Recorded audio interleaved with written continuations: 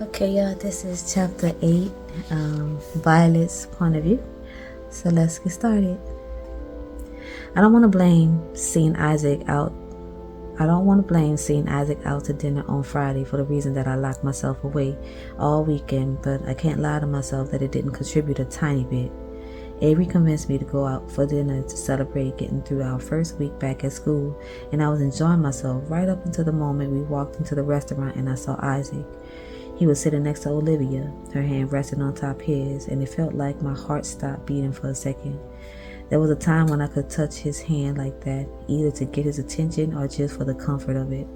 He would flip his around almost instantly, lace our fingers together, and stroke the back of my hand with his thumb to reassure me that he was there for me without saying a single word. Seeing them sitting side by side with their hand on his just made me realize that was something we never did in public. And now, we never will. I'll never be able to even brush my fingers against his again, and that realization sent a full body ache through me. But by some stroke of luck, it ended up being a 30-minute wait for a table, so we decided to go somewhere else instead. I don't think I could have handled staying there a moment longer. The main reason I stayed in my room all weekend, though, was because of an argument with my mom. We were having our usual Saturday morning phone call, and it started fine with both of us catching each other up on how our weeks had gone. She was a little annoyed that I hadn't called her since Monday, but I told her I was busy. I didn't want her to bring up coming home again because I didn't want to tell her face to face that I was planning on moving away for university. When she brought up applications, though, I decided to bite the bullet and get it over with. I explained that I thought about it a lot over the past few months, and it was something I really wanted to do. Told her all the positives that I've been listing in my head over and over again, ready for this conversation. I didn't tell her that another reason was because I was growing tired of her constantly hovering around me, and that it was only worse this summer after I told her about Isaac. I know her constant check-ins are because she cares, but it can feel suffocating. It feels like even though I've lived away from home for 6 years now, she still thinks I'm the 11-year-old who first came here. Her reaction was less than enthusiastic, and instead, I got a long lecture about leaving her just like her husband did. Even after all these years, she's still not over it, but I think I understand it.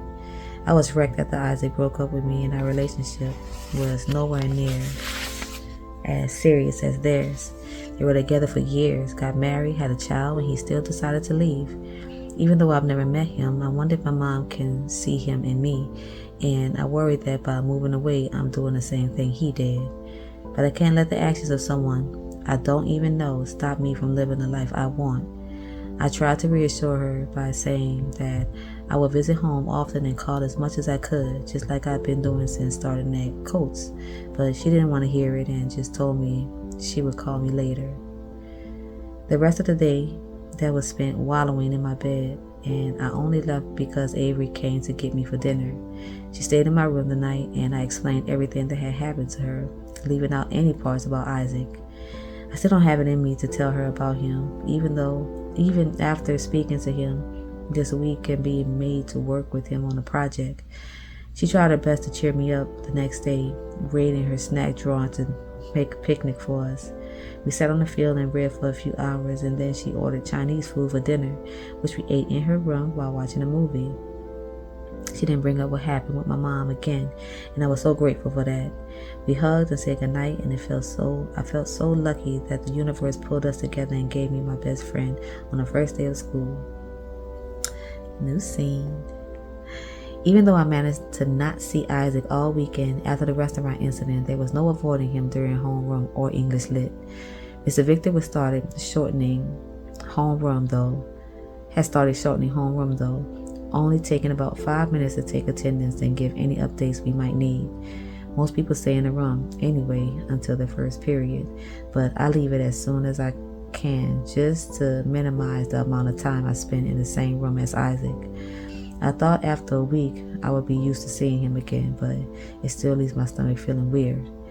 When it gets to my last class of the day, I drag my feet towards the English classroom, and as I pass Isaac's seat on the way to mine, I try to pretend I'm not wondering where he is. I get to my desk and start taking my books out of my bag, arranging them, and placing my pencil case next to them.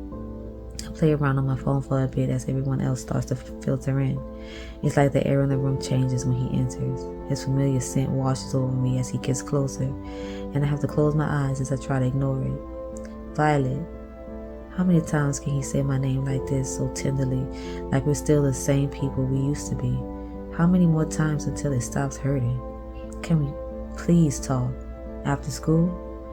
I open my eyes but don't look at him. Can feel his stare burning into the side of my face. Can see him in my periphery, dipping his head to try and catch my gaze like he's done so many times before when I would pretend to ignore him. I know you don't want to talk to me, but we have to work on this project together. Let's just run some ideas through together, and then we can work on it separately. He pauses for a second, and I finally look up at him just to see him tilting his head in that once cute way of his as he considers his next words.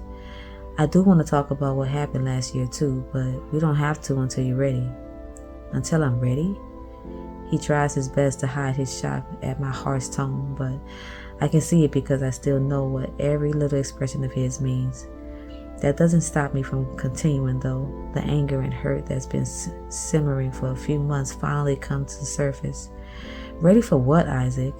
We said everything that needed to be said. You don't have to talk to me anymore. Violet, I always want to talk to you. He's quiet, but I can still hear the shakiness in his voice. His eyes scan my face, and I do the same to him, taking note of all the little features that have changed since the last time we were this close a few months ago, before it all went wrong. His green eyes peeked over the frame of his glasses and bore into mine. I have to fight the urge to push his glasses back up his nose. I hate how I still want to do those things to him, how much I miss the comfort of being close to him, but I can't get over what he did. I look away from him, focusing my stare on the desk in front of me instead, and hoping he doesn't see the glassiness of my eyes. Can you meet me after school? He dips his head closer to mine again and hesitates a bit before adding, our spot? My breath leaves me when he says those two words. It's like a gut punch. The last time I was in that room, I was sat waiting for him before finally giving up any hope of him coming. I turned back to him, wanting to see the sincerity on his face, but also so that he can see what hearing those two words did to me. It was all we needed to say before, just a text with those two words, and we'd both be there within minutes, desperate for any chance to be alone with each other. I know he's thinking about it too, by the way he starts chewing on his lower lip, a nervous habit that I used to find so endearing. How do I know you'll actually show up this time? The words are out before I can stop them, and he flinches. I keep trying to hurt him, and I hate myself for it, but it feels like the only way I can make him feel even a little bit of what our breakup did to me. He closes his eyes with a tight shake of his head before opening them again, and I can see a shine in them that makes me want to take back what I said. I open my mouth to say, I don't even know what, but he speaks before I can. I deserve that. I'll be there, I promise. But he's broken promises before, and even though my head is telling me not to, my heart so desperately wants to believe him. If you don't show up, then I'm telling Mrs. Harper and Mr. Hale that we're not working together. It's the only leverage I have right now. We both know I can easily tell them that I don't want to work with him, and I even tried to before.